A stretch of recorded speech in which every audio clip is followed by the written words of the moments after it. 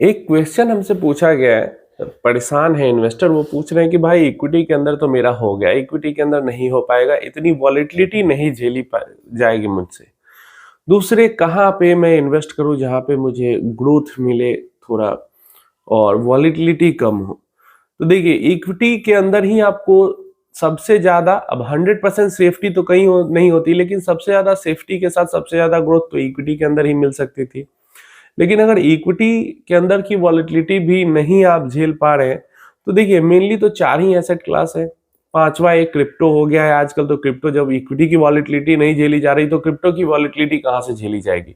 और इतने सारे स्कैम उधर होते रहते, तो उसका तो कुछ कर नहीं सकते हम। तो बाकी चार हमारे पास एसेट क्लास बच जाते हैं। इक्विटी साइड ही हो गया, क्रिप्टो साइड ही हो गया, हमारे पास रियल एस्टेट बच जाता है। अभी देखिए रियल एस्टेट बहुत ज्यादा सेलेक्टिव चीज है। रियल एस्टेट के अंदर पैसा, जो इन्वेस्टर है, जो या तो इनसाइडर न्यूज निकाल लेते हैं कि कहीं से कुछ प्रोजेक्ट पास होने वाला है, या कुछ वैसा कहाँ से 4 लाइन निकलने वाला है, कहाँ से हाईवे निकलने वाला है, रोड निकलने वाला है, वो इनसाइडर इंफॉर्मेशन निकाल के जमीन खरीदते हैं और पैसा दुगना तिगुना करते हैं। नहीं तो फिर वो वही कर सकते हैं जो रियल एस्टेट के इन्वेस्टर हैं। तो रियल एस्टेट के अंदर में रिस्क बहुत ज्यादा हो जाता है, क्योंकि आप आंख बंद करके इन्वेस्टमेंट करने जाओगे कहीं पे जमीन खरीदने, प्लॉट खरीदने इन्वेस्टमेंट के लिए, तो हो सकता है 10 साल में भी पैसा दोगुना ना हो जाए, और हो सकता है कि 2 साल 1 साल में भी पैसा दोगुना हो जाए। तो रियल एस्टेट का गेम हो जाता है बहुत ज्यादा मुश्किल, और मुश्किल का मतलब हो जाता है रिस्की। वॉलेटिलिटी वहां पे भी बहुत ज्यादा है, क्योंकि डेली प्राइस हमें मोबाइल पे नहीं दिखती है, इसलिए हमें वॉलेटिलिटी फील नहीं होती है। लेकिन कोई ऐसा एसेट हो जहां पे 7 साल 8 साल 10 साल तक नहीं पैसा बढ़े, तो उसको तो हम वही कह सकते हैं, रिस्की एसेट क्लास ही कह सकते हैं।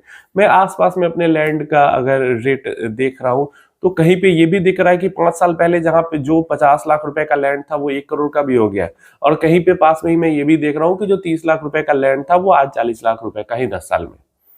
तो इतना, मतलब, और ये भी मत 2 4 5 किलोमीटर के अंतर में ही इतना रियल एस्टेट में असर आ जाता है। तो एज ए इन्वेस्टमेंट तो फिर वही है कि मुश्किल है यहाँ पे भी रियल एस्टेट, बट क्योंकि वहां पे आपको डर नहीं लगता है, आपको दिखता है कि चलो कुछ नहीं, कम से कम जमीन तो है। इसके बाद हमारे पास गोल्ड आ जाता है एक as a asset class. Gold silver दोनों को ही एक साथ ही हम लेकर चलते हैं। तो यहाँ पे भी मन के अंदर शांति रहती है। अगर सोना, मतलब ज्वेलरी खरीदते हैं तो ज्वेलरी रहती है, या ईटीएफ खरीदते हैं तो अलग केस होगा। लेकिन जो लोग ज्वेलरी की तरह सोना को खरीदते हैं, तो उनके मन में शांति रहती है, चलो कुछ नहीं है, प्राइस घटे बढ़े क्या फर्क पड़ता है, सोना तो है अपने पास। जो वही जमीन वाली चीज हो जाती है, लैंड वाली चीज हो जाती है, तो एक सेटिस्फैक्शन माइंड में होता है।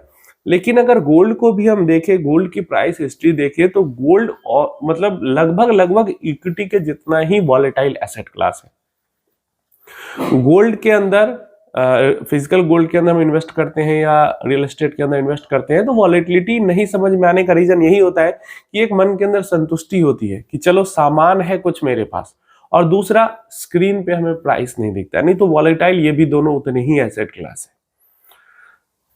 नहीं वॉलेटाइल एसेट क्लास एक ही हमारे पास हो जाता है, वो हो जाता है डेट इन्वेस्टमेंट।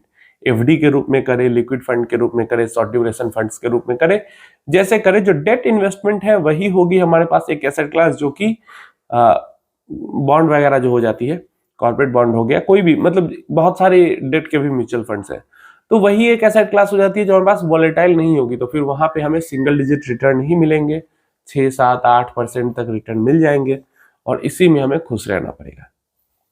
अगर हमें डबल डिजिट रिटर्न चाहिए, डबल डिजिट हमें गोल्ड के अंदर भी मिल सकता है, डबल डिजिट हमें इक्विटी के अंदर मिल सकता है, रियल एस्टेट के अंदर भी मिल जाता है कभी कभी, लेकिन वो वॉलेटाइल है बहुत ज्यादा, और जो वॉलेटाइल नहीं है वहां पे रिटर्न्स कम मिलेंगे। तो ये समझना है, अगर इक्विटी का नहीं झेल सकते हो तो सेफ्टी आपको डेट ही दे सकता है। गोल्ड और रियल एस्टेट है वो ज्यादा वॉलेटाइल होंगे, लेकिन वहां पे आपको ये रहता है कि चलो फिजिकल कुछ आपके पास रहता है तो उसकी आपको संतुष्टि रहती है। नहीं तो वॉलेटिलिटी ग्रोथ के मामले में देखें तो इक्विटी से कोई बहुत ज्यादा ग्रोथ वो नहीं देते हैं। तो या तो आप ऐसे कर लीजिए, या तो आप multi asset type of fund ले लीजिए जहां पे double digit kind of return मिल भी जाते हैं और वॉलेटिलिटी भी बहुत कम रहती है। नहीं तो अलग अलग भी कर रहे हैं तो अपना एसेट एलोकेशन का ध्यान रखिए, इक्विटी का एलोकेशन कम रखिए, गोल्ड ईटीएफ के थ्रू गोल्ड के अंदर एलोकेशन ले लीजिए, और रियल एस्टेट के अंदर अगर पैसा है तो उधर भी एलोकेशन ले लीजिए, डेट के अंदर ज़्यादा एलोकेशन लीजिए, तो ऐसे में पोर्टफोलियो कम वॉलेटाइल होगा।